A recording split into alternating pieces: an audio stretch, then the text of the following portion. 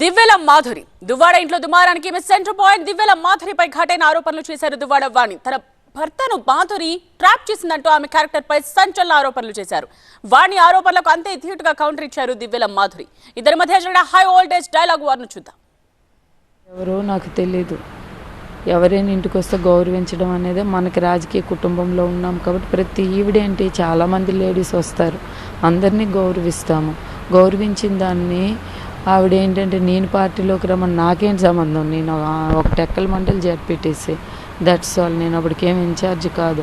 శ్రీని గారు ఏం మాట్లాడారు, ఇంకెవరేం మాట్లాడారు, ఎలాగ ఆవిడకి పదవి వచ్చిందో కూడా తెలియదు. ఆవిడ మీద చాలా అలిగేషన్స్ క్యాడర్ యాక్సెప్ట్ చేయడం లేదు సార్.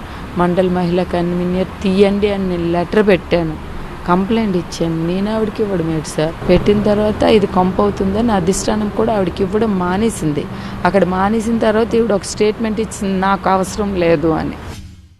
దువ్వాడ వాణి గారు ఆవిడ పిల్లలు చేసినవన్నీ ఫాల్స్ ఎలిగేషన్స్ అండి. ఆవిడ చెప్పిన ప్రతి దాంట్లో కూడా ఏ దాంట్లో కూడా వాస్తవం లేదు. ఆవిడ రాజకీయ లబ్ధి కోసం, ఆవిడ రాజకీయం ఎదగడం కోసం నన్ను ఒక పావుగా వాడుకొని నన్ను ఒక బలిపశువుని చేసింది దువ్వాడ వాణి. వాళ్ళకి సమస్యలు ఉంటే ఆవిడకి, ఆవిడ హస్బెండ్కి, పిల్లలకి తెలుసుకోమనండి. నన్ను మాత్రం మీడియాకి లాగొద్దు, నన్ను సొసైటీలో సరిగ్గా బతకనివ్వండి, నన్ను మాత్రం ఇలా నన్ను బయటకి ఇచ్చి నా పరువు తీయొద్దని నేను కోరుకుంటున్నాను.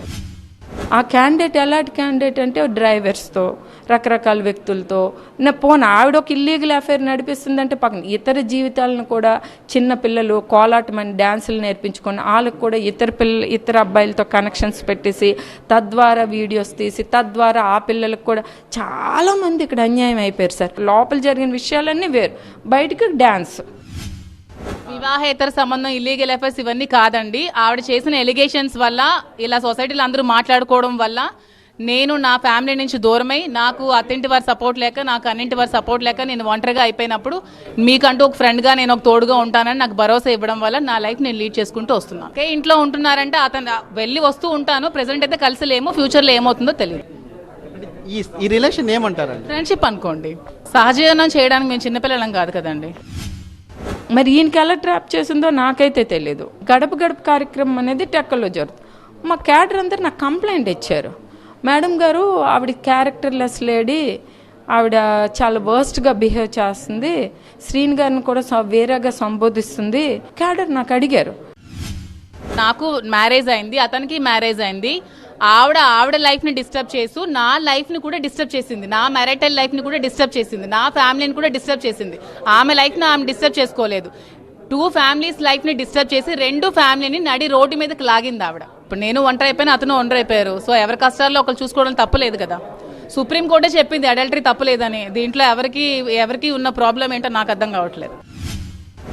మా లైఫ్లు డ్యామేజ్ అవుతున్నాయి, ఆవిడ వచ్చే మా ఇంట్లో కూర్చొని వీడియోస్ తీసి బయటికి పడుతుంది, మా లైఫ్లు డ్యామేజ్ అవుతున్నాయి. నాతో మేము మాట్లాడతాం, మేము మెసేజ్లు పెట్టాం, ఏమైతే అది జరిగినా ఇంట్లో ఆవిడ ఉండడానికి లేదు. మా లైఫ్లకి మేము ఎలా సార్ ఊరుకుంటాం? ఒక టెక్కల్లో ప్రతి ఒక్క వ్యక్తికి, ఆవిడ క్యారెక్టర్ తెలిసిన వ్యక్తికి మేము ఎలాగా భరిస్తాము? అంత దారుణంగా చెత్తగా బిహేవ్ చేస్తుంటే మా లైఫ్లో ఏమవుతుంది?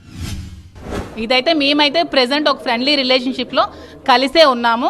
టెంపుల్స్కి అవి కలిసే వెళ్తున్నాము, ఇద్దరం కలిసే ఉన్నాము ఒక రిలేషన్షిప్లో. ఎందుకంటే నాకు ఈ ఆరోపణలు వాణి చేసిన టైంలో, నేను ఒంటరి అయిపోయిన టైంలో నీకు తోడుంటానని నాకు ఒక ధైర్యం ఇచ్చిన వ్యక్తి దువ్వాడ శ్రీనివాస్ గారు.